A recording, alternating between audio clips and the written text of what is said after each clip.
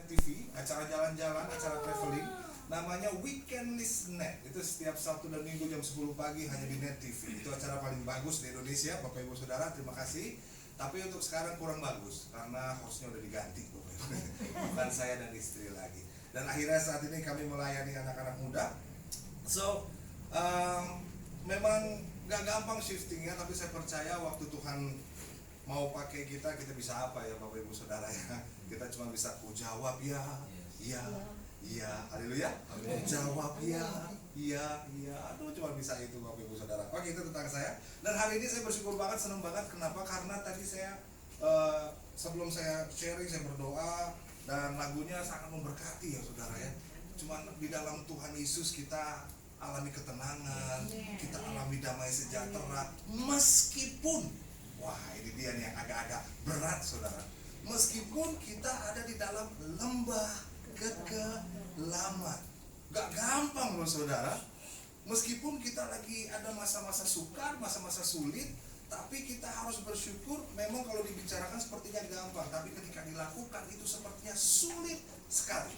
Apalagi saat-saat ini kita semua mengalami dampak dari pandemi ini. Semua lini aspek kehidupan itu terdampak. Ya dari dunia penerbangan, dari dunia bisnis, perkantoran, pendidikan, bahkan gereja sekalipun kita semua mengalami dampak. Dan pada awalnya kita merasa ketar-ketir, betul benar Bapak Ibu Saudara. Aduh gimana nih? Aduh sekolah anakku gimana nih? Aduh ya ampun, aku harus bayar cicilan seperti apa nih? Semuanya terdampak. Dan apakah kita masih bisa berkata, Tuhan, damai sejahtera Tuhan ada di dalam hatiku meskipun kami ada dalam lembah kekelaman. Dan hari ini kita akan belajar tentang bagaimana cara Tuhan sebetulnya sedang melatih dan memperbesar kapasitas iman kita. Karena memang cuma di dalam Yesus saja kita merasa tenang Saudara. Di luar Yesus maka kita akan merasa panik gitu Saudara, merasa panik, merasa deg-degan. Dan memang sebagai manusia kita merasakan hal-hal itu ya Saudara ya, takut, khawatir, cemas. Ketika Yesus bukan menjadi fokus dalam hidup kita, maka hal-hal itu mudah sekali masuk atau datang ke dalam hidup kita. So hari ini kita akan belajar bagaimana cara Tuhan Yesus, cara Tuhan Allah Bapa kita di surga memperbesar kapasitas kita, kapasitas iman kita meskipun kita ada di dalam lembah kekelaman. Yuk kita saudara kita baca di Markus pasal yang ke-9. Markus pasal yang ke-9 ayat yang saya mau baca dari mana ya? Oh, dari ayat 16 saja Saudara. Markus pasal 9 dan ayat 16 sampai ke 23 saja ya. Kita akan baca sama-sama. Mungkin yang pria bacakan ayat yang genap dan yang wanita bacakan ayat ganjil. Yang pria terlebih dahulu. 1, 2, 3. Markus 9 ayat 16. 1, 2, 3. Lalu Yesus bertanya kepada mereka, apa yang kamu persoalkan dengan mereka? Silakan ibu-ibu. 1, 2, 3. Kata seorang dari orang banyak itu, Guru, anakku ini dibawa kepadamu, karena ia kerasukan roh yang membisukan dia. Dan setiap kali roh itu menyerang dia, roh itu membantingkannya ke tanah, lalu mulutnya berbusa, giginya bergertakan, dan tubuhnya menjadi kejang. Aku sudah meminta kepada murid-muridmu supaya mereka mengusir roh itu, tetapi mereka tidak dapat. Maka kata Yesus kepada mereka, hai kamu angkatan yang tidak percaya, berapa lama lagi aku harus tinggal di antara kamu? Berapa lama lagi aku harus sabar terhadap kamu? Bawalah anak itu kemari.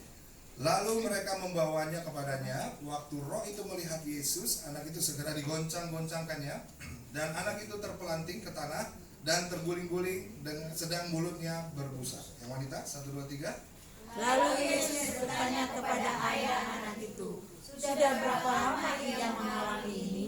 Jawabnya, sejak masa kecilnya. Yang pria, 1, 2, 3. Dan seringkali roh itu menyeretnya ke dalam api ataupun ke dalam air untuk membinasakannya. Sebab itu, jika jika engkau dapat berbuat sesuatu, tolonglah kami dan kasihanilah kami. Kita sama-sama baca ya terakhir ya, 1, 2, 3. Jawab Yesus, katamu, jika engkau dapat, tidak ada yang mustahil bagi orang yang percaya. Katakan sekali lagi, tidak ada yang mustahil. 1, 2, 3.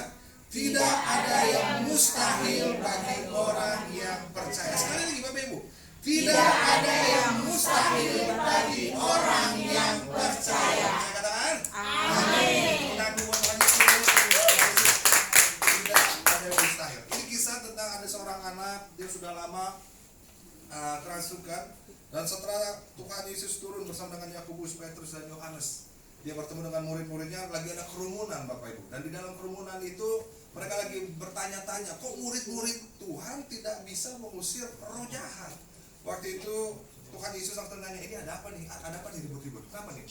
Lalu mereka bilang, ini ada anak yang kerasukan, saya udah minta murid-murid dari guru, tapi mereka tidak bisa. Apa yang Tuhan Yesus katakan? Aduh, berapa lama lagi sih aku harus sabar sama kalian? Hai kalian yang tidak percaya, berapa lama lagi aku harus menunggu? Dan setelah itu, coba tolong bawa ke sini itu anak kecil. Setelah itu dibawa dan ditanya sama Tuhan Yesus, udah berapa lama nih? Sejak dari kecil, dia bilang.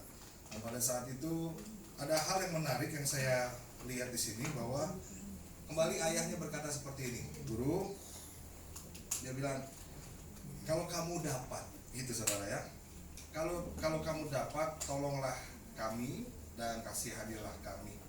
Dan setelah itu Tuhan Yesus jawab dengan santai saja, apa katamu? Jika engkau dapat, pasti nggak salah dengar. Saya percaya pada masa itu Tuhan Yesus sering melakukan banyak mujizat. Dan orang semua sudah tahu apa yang Tuhan Yesus bisa lakukan dengan mujizat-mujizat yang ada. Kita sering kali mengalami pertolongan Tuhan, mengalami mujizat dari Tuhan, tapi terkadang kita punya hati seperti ayah ini kembali, Bapak Ibu Saudara. Kalau engkau dapat, jika engkau bisa, Tuhan kalau bisa, tolonglah akulah Tuhan. Tuhan kalau bisa, please bantu aku dong Tuhan. Kalau engkau punya kuasa, kalau engkau benar-benar Tuhan, tolonglah bantu. Tapi Tuhan bilang, apa kamu bilang? Maksudnya selama ini aku memberikan pertolongan kepadamu, kamu gak percaya juga. Berapa lama aku harus sabar sama kamu? Dan di situ Tuhan bilang, tidak ada yang mustahil bagi orang yang percaya. Kita akan pegang hal itu ya Bapak Ibu Saudara. Jadi kalau kita melihat memang tadi justru dalam lembah kekelaman, justru waktu kita mengalami masa-masa sulit, kuasa Tuhan bekerja sempurna Bapak Ibu Saudara. Dan kita melihat bagaimana murid-murid dan rasul-rasul dan Alkitab berbicara tentang masalah, tentang tantangan.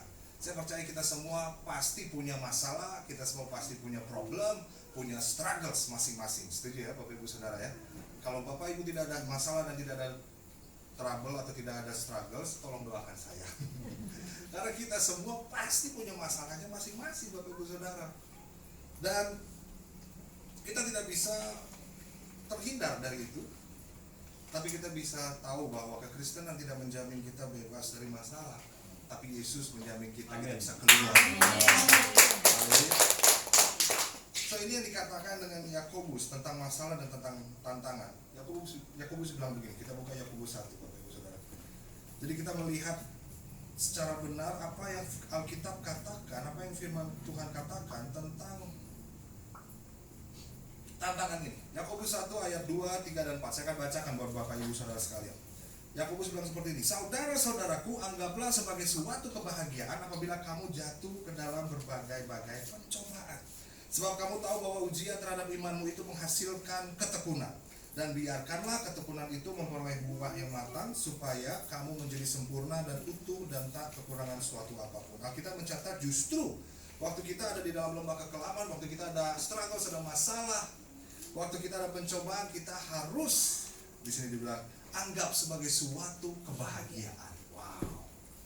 Paulus juga bilang seperti itu, saudara. Justru dalam kesengsaraan kita bermegah. Dalam kesengsaraan kita bermegah. Maksudnya apa nih? Saya percaya di balik semua masalah pasti ada berkat buat kita semua. Kita harus menghadapi itu, kita harus jalani itu, dan kita percaya bahwa kita berjalan dengan Tuhan. Dan Tuhan gak pernah sama sekali meninggalkan kita. Amin. So iman itu seperti otot saudara, harus dilatih. Saya pernah berusaha melatih otot saya ya. Saya berusaha push up 100 kali dalam sehari, baru 2 kali udah lemes saudara. Besoknya saya coba, kuat 5 kali. Seminggu, kuat 25 kali. Habis itu saya nggak puas, saya coba ikut fitness. Dan waktu saya ikut fitness, saya minta tolong sama personal trainer. Ada pelatihnya saudara. Tapi pas saya datang, dia bilang langsung begini, dia kasih sesuatu yang luar biasa. Ayo Pak, kita latihan Pak, pasti bisa Pak. Waduh, ketika saya seneng gitu ya, bisa ya, bisa Pak, bisa kurus lah Bapak lah gitu. Yaudah, saya mau bangun otot saya kan saudara. Terus mau mulai dilatih angkat barbel saudara. Saya mau latihan dada waktu itu, iya segini, saya ini kuat nih segini nih, kuat Pak. Dia main kuat-kuat aja saudara. Dia nggak nanya saya dulu. Akhirnya saya coba, berat saudara, 12 kali sat, itu 3 kali saudara, 3 set, jadi 12 kali. Setelah selesai 12 kali yang pertama, tanpa ngomong apa-apa, dia langsung tambahin bebannya saudara. Sat. Saya bilang, kok ditambahin? Dalam hati begitu. Yang ini aja udah berat, kenapa ditambahin lagi nih?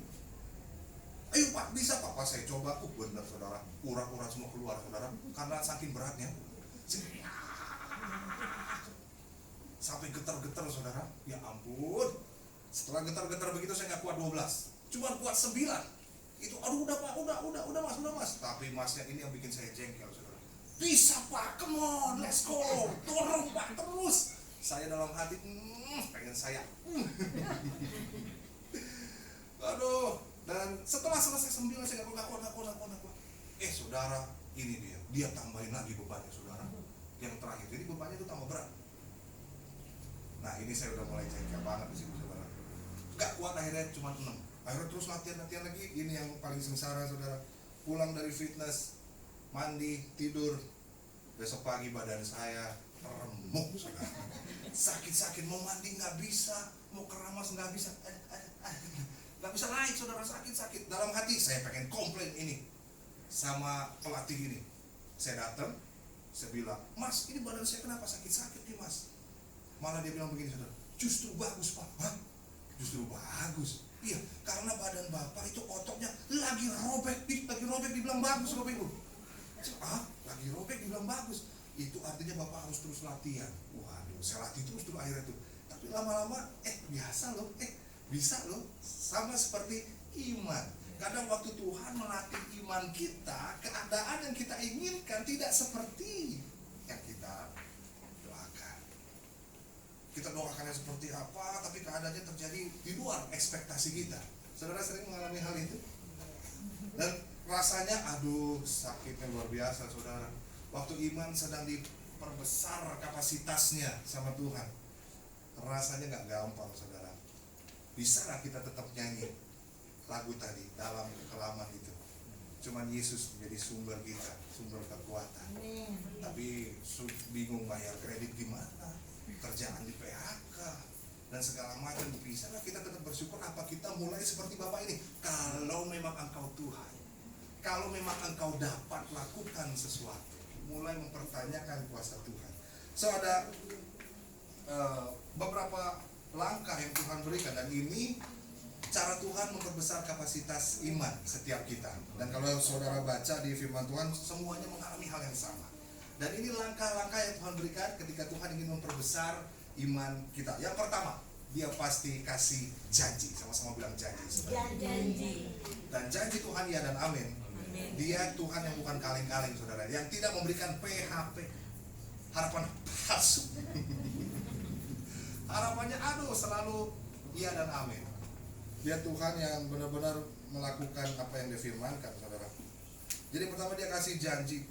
Saya ingat banget waktu saya sebelum mulai fitness, orang itu bilang gini, Pak dalam 3 bulan badan Bapak akan berotot. Itu janji yang luar biasa. Dan kadang waktu kita dikasih janji itu, iman kita boleh, wah yes, amin Tuhan. Sama seperti yang tadi kita baca tuh saudara, tidak ada yang mustahil bagi orang yang percaya. Itu adalah janji Tuhan. Kalau kamu percaya, tidak ada yang mustahil bagi kamu. Kita jawabnya amin. Waktu kita diberikan janji sama Tuhan, iman kita bertumbuh. Haleluya. Iman kita seperti yes God, saya percaya dengan Tuhan. Amin Tuhan Yesus. Karena kita tahu bahwa Efesus 3:20 bilang begini, Di dalam Dia, bagi Dialah yang dapat melakukan jauh lebih banyak dari apa yang kita doakan dan pikirkan. Seperti yang ternyata dari kuasa yang bekerja di dalam kita. Janji, Tuhan pasti kasih janji. Mungkin saudara pernah didoakan, sabar ya, akan terjadi terobosan di dalam hidupmu. Penyakitmu akan disembuhkan, pekerjaanmu akan dipromosikan. Setiap janji-janji itu kita aminkan, yes kan. Usahamu akan lancar, amin. Bersama dengan usahamu lancar. Janji itu membuat kita yes kan. Saya ingat pertama kali waktu saya dipanggil untuk melayani, bukan dipanggil langsung ke surga ya saudara ya, dipanggil untuk melayani gitu ya. Saya ingat sekali waktu saya dipanggil untuk melayani, ada hamba Tuhan berdoa buat saya. Dia dari luar negeri, bahasa Inggris, dia jago bahasa Inggrisnya saudara. Waktu dia khotbah, itu khotbahnya di Plenary Hall Jakarta waktu itu, di JCC saudara, di Senayan, besar sekali tempatnya. Saya nggak dapat tempat duduk dan saya duduk di lantai pada waktu itu. Pas saya datang, hamba Tuhannya dari luar negeri namanya Cindy Jacobs. Dia beritakan firman Tuhan pakai bahasa Inggris, ada bahasa Inggris saudara. Dan tiba-tiba dia tunjuk saya dari belakang, you, the guy with the blue shirt. Waduh, saya kaget saudara. Kok saya ditunjuk ya? Kenapa tuh ditunjuk? Saya punya pesan, maju ke depan. Waduh, itu di Plenary Hall gede saudara. Dan itu seperti tatapan-tatapan sinetron orang ketiga saudara. Langsung melihat waktu saya jalan di sini ya saudara. Waktu saya jalan di antara kursi-kursi ini, itu tatapan-tatapan, siapa anak muda ini? Siapa bocah ini? Dosa apa yang sudah dia lakukan? Saya merasa, aduh ngapain, panggil ngapain. Lalu saya ingat dia bilang seperti ini, kamu akan dipakai Tuhan untuk anak-anak muda. Kamu akan berdiri di sebuah stage, ada ribuan anak muda di situ. Kamu akan berikan tren yang baru buat mereka, namanya kekudusan. Di situ saya menangis saudara. Saya menangis bukan karena tersentuh, tapi saya menangis gara-gara kenapa saya Tuhan?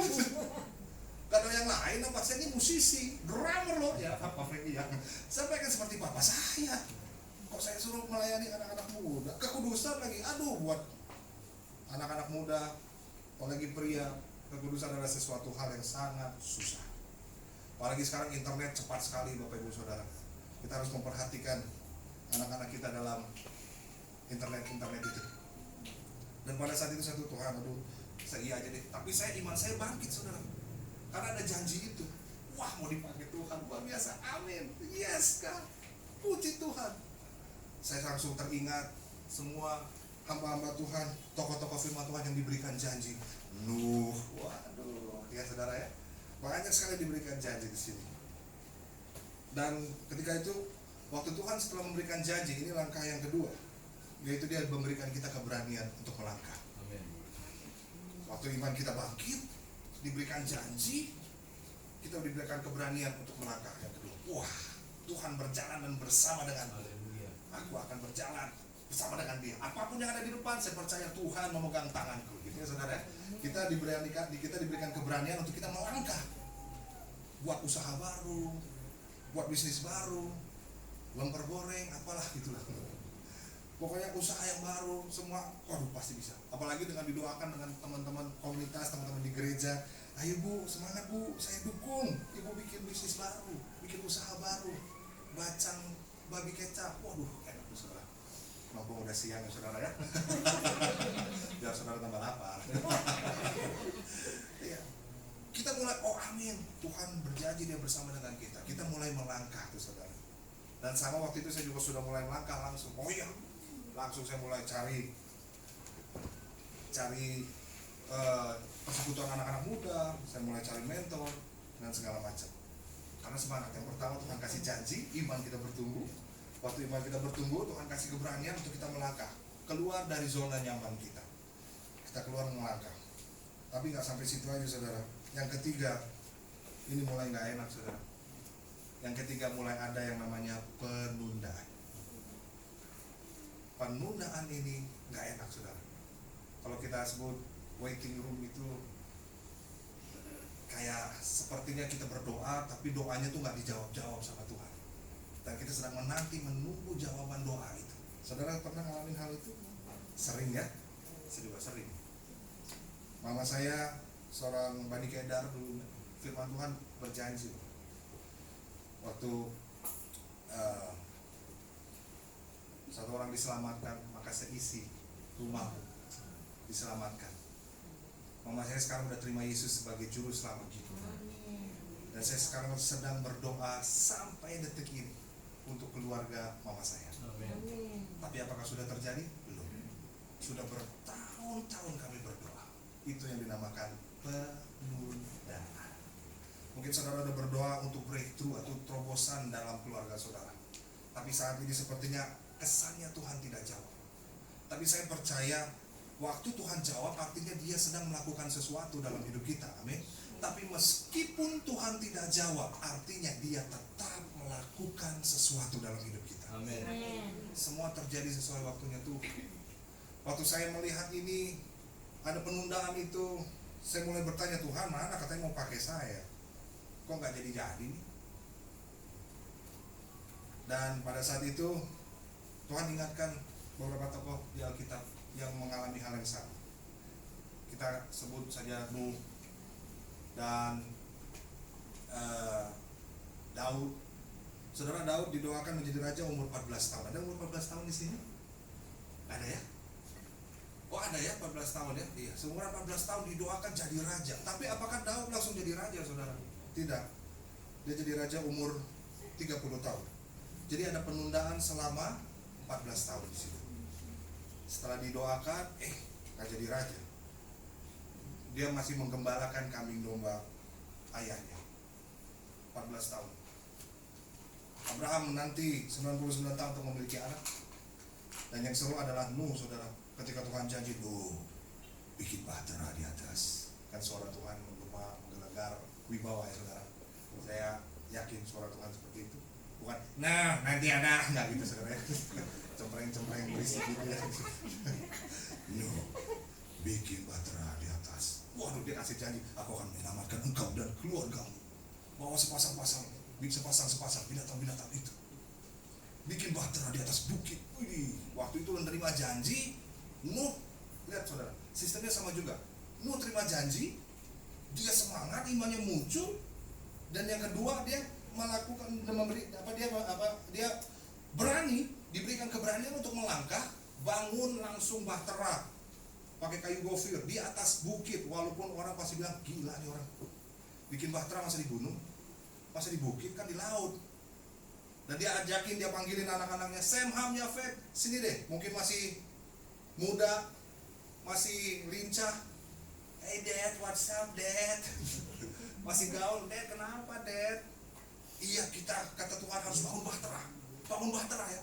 Oh siap dad, oh my god, mungkin dia anak-anak gaul gitu saudara, jadi oh my god, oh no, ya ampun, tahu nggak bokap gue itu suruh gue bikin bahtera, ya ampun gila.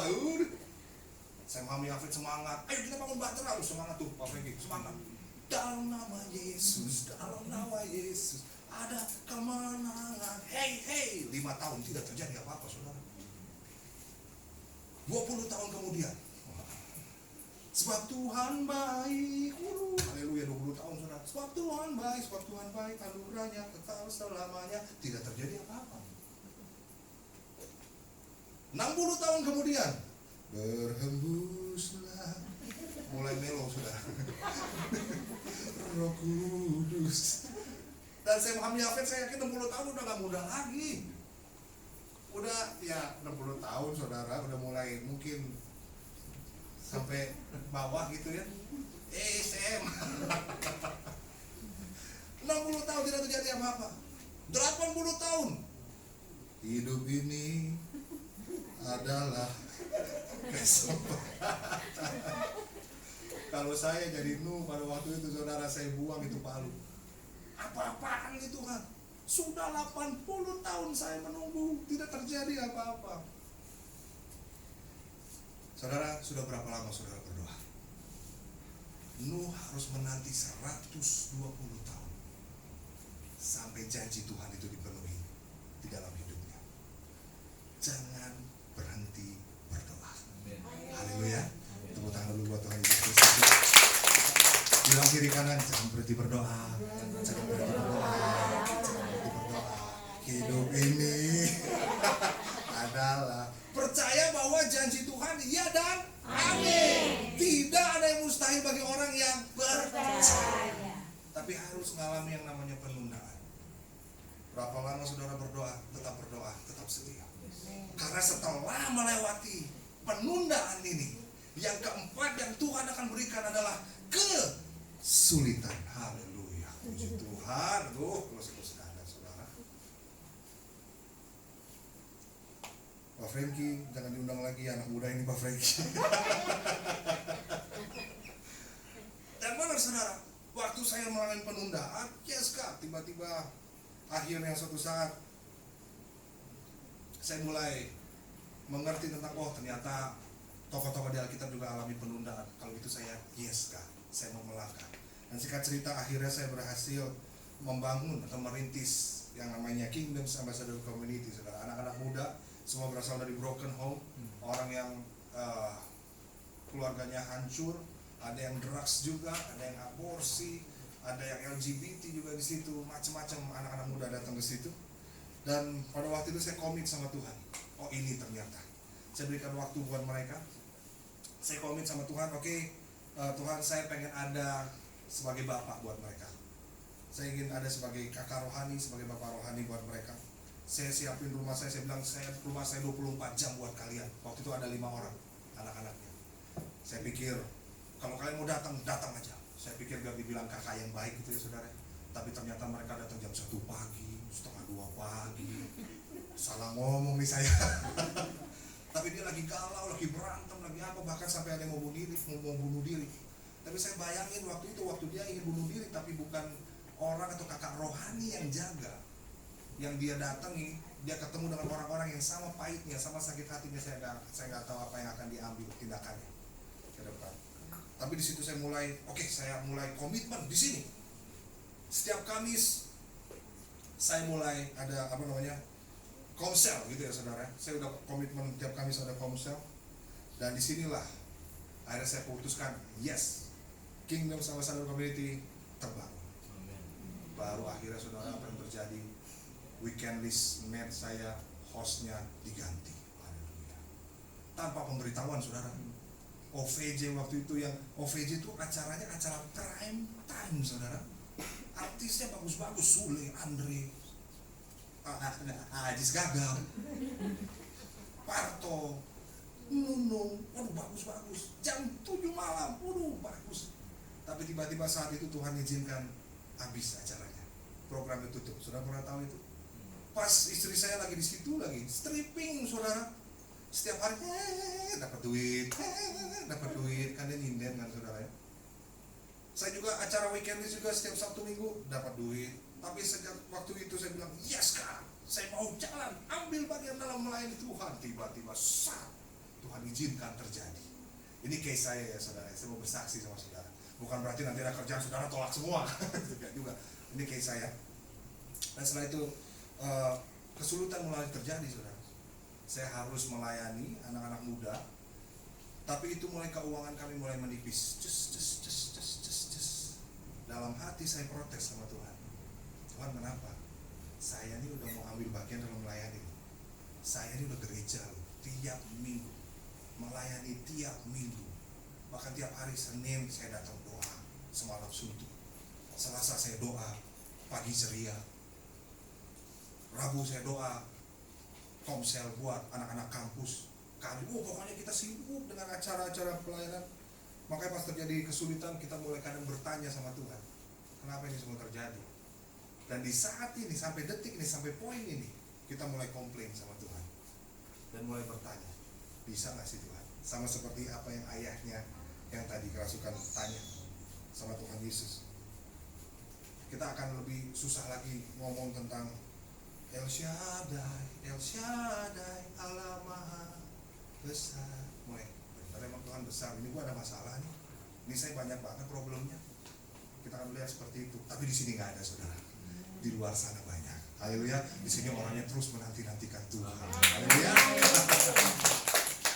Mulai ada kesulitan saudara. Bahkan saya kesaksian. Saya pernah seminggu kita jatahin makan, dalam seminggu ada 4 hari kita makan Indomie. Karena keuangan terus menipis saudara. habis. Apalagi nongkrong sama anak-anak muda, pelayanannya anak-anak muda. Saudara, kak mau ketemuan, ayo di apartemennya. Aduh nggak bisa kak, ya udah nongkrong, pesan minum lah, pesan es krim lah, pesan makan lah, buah lah. Iya kak cerita, setelah cerita saya minta bon, mulai dia main handphone saudara. Bonnya saya kasih ke tengah, dia diam aja. Itu kode saudara, kalau saya harus bayarin. Nabur terus buat mereka, dan mulai menipis sampai saya kalau mau makan ayam goreng saya tanya sama istri saya ini orangnya kedagingan banget saudara, nggak makan sayur maksudnya. Daging saya makan, tapi waktu itu nggak bisa makan daging. Saya tanya, ini bisa nggak yang makan hari ini? Nggak bisa ya. Saya ingat banget waktu itu kesulitan demi kesulitan, saya pengen teriak saudara. Lalu saya tanya lagi sama Tuhan, kenapa gini yang terjadi? Kemarin penundaan udah saya alami, kenapa sekarang kesulitan? Lalu Tuhan cuma ingetin sama satu tokoh di Alkitab, namanya Yusuf. Kembali sama cara kerjanya. Yusuf diberikan janji, diberikan mimpi, terus dia waktu diberikan janji dia ngomong sama saudara-saudaranya, kak aku dapat mimpi bahwa ada jerami yang di tengah, yang lainnya jerami mengelilingi, dan yang di lain itu kayak menyembah. Kakak bilang, maksud lo kita nyembah lo gitu? Wah, cari mati. Selesai kamu deh, selesai. Tapi puji Tuhan, waktu dia mau dibunuh, ada kakaknya, mungkin keturunan orang Padang saudara. Jadi waktu mau dibunuh, jangan, kita nggak dapat cuan. Kita jual aja, kita jual. Dan akhirnya waktu Yusuf dapat mimpi, dia menjalani mimpi itu dengan keberanian, beritakan kepada kakak-kakaknya. Apakah dia langsung jadi penguasa? Enggak, ada penundaan juga, dan dia alami kesulitan. Dia dijual jadi budak. Waduh, sadis saudara. Tapi kembali tidak ada kata-kata yang keluar komplain. Ini yang keren dari Yusuf, enggak komplain sama sekali sama Tuhan. Terbukti ketika firman Tuhan bilang segala pekerjaan yang dilakukan berhasil. Oleh sebab itu ketika dia jadi budak, dia menjadi budak yang terbaik. Dia diangkat menjadi kepala pelayan. Lalu setelah jadi kepala pelayan, demi kebenaran, ada tante Ponti siang-siang bolong sepi. Cuk, panas, sepi nih cuk. Boci, apa boci? Bobo ciang, bobo cantik. Yusuf nehi, untung gak ada pohon, itu dia saudara. Gak mau. Akhirnya dia cabut tuh, dia pergi. Tapi apa yang terjadi? Kesulitan kembali terjadi. Masuk penjara. Kalau saya mungkin jadi Yusuf, saya komplain lagi saudara. Saya udah lakuin kebenaran, tapi ini yang terjadi. Tapi Yusuf gak komplain sama sekali. Dia lakuin tetap sebaik mungkin sampai akhirnya saudara